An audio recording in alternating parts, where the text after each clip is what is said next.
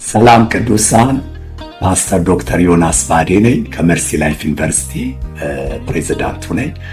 መርሲ ላይፍ ዩኒቨርሲቲ በአሜሪካን ሀገር ውስጥ ያለ ተቋም ነው። በኢትዮጵያ ደግሞ ለመጀመሪያ ጊዜ ጳጉሜ 1 መርሲ ላይፍ ዩኒቨርሲቲ ተማሪዎችን አስመርቀናል። ከአሶሲየት ዲግሪ እስከ ፒኤችዲ ክላስ እንሰጣለን።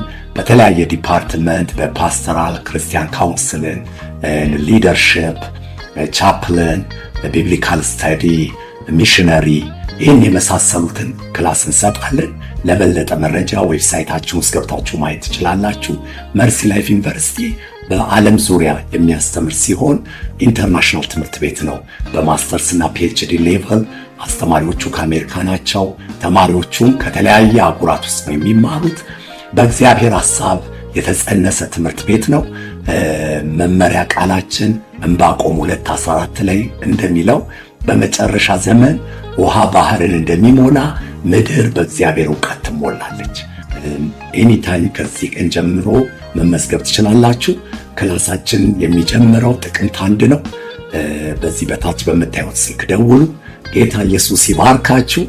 በክላስ እንገናኛለን። ተባረኩ። ሰላም ይብዛ።